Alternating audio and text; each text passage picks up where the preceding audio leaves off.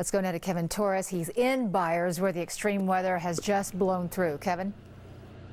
It just blown through, but we're thinking another cell is pushing up this way. At least that's what Marty had told us within the last half hour or so. And you can really tell the difference because when we joined you live at 4:30 out in the distance, it was not that dark like it is right now. If we pan up, though, and look at those clouds, you can tell that they sort of have a mammatus form to them. And those are those balloon-looking clouds that tend to swivel out at the end of a storm. Even though they look pretty ominous, they don't mean too much harm. But we're seeing a shift in those clouds right now as this other cell moves up from the south and directs towards Lyman. But we want to show you some of this video from earlier around 4 o'clock this afternoon when heavy hail rattled into the area. The hail was about the size of a pea, but it came in such strong force over the period of 15 to 20 minutes that it was really difficult to sort of move out of this area if you were pulled over to the side of a road. Fortunately for us, we found a house nearby where we were able to get inside their garage and just watch as this storm moved through.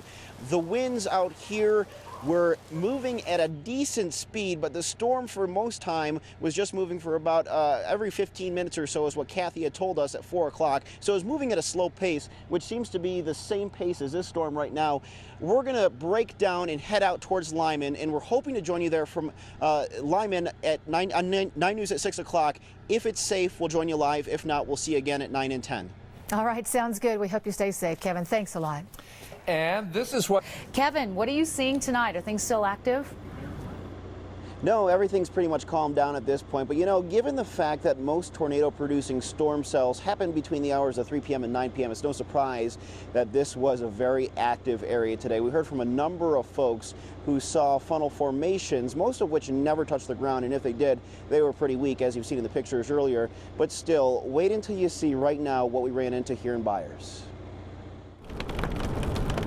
Tornado was spotted near DIA this afternoon. The moment you passed DIA, you could see the threat out east. All of the eastern plains are under a severe thunderstorm watch until 9 tonight. And not only could you see it, oh, there's another lightning. you could hear it too. Got 70, 80 mile an hour gusts coming by. It was at that point when the wind and rain swept into Byers and really red, white, and blue things around. Crazy day in the neighborhood already. So much so that pleasant little rain noise This area is beautiful. It's quiet. quickly started to rattle the moment the hail pinged, pinched, and popped its way into town. Kinda hard not to be amused, thought Terry Kelly, given the significance of this day. Today we're moving, and I'm here waiting for our moving truck to show up. That's what she gets, she figured. For telling the movers today would be the perfect day. But now it's not.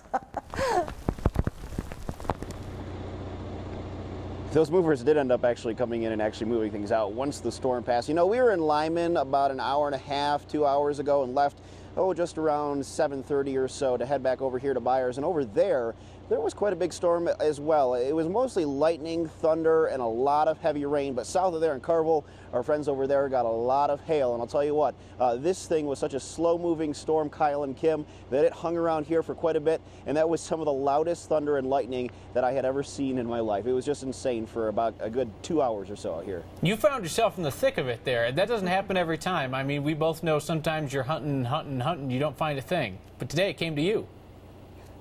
Yeah, today and yesterday, I'll tell you what, but we started to see the end of a funnel formation up in the clouds, and this was up towards DIA, and we're pretty sure that it was that DIA tornado that we saw, but the end part of it. You know, the thing about a lot of folks seeing the funnels out here is that the funnels start off as very transparent up until they pick up dust and other particles, so they can be really hard to see, but boy, I'll tell you, when you do see them, they're quite the sight.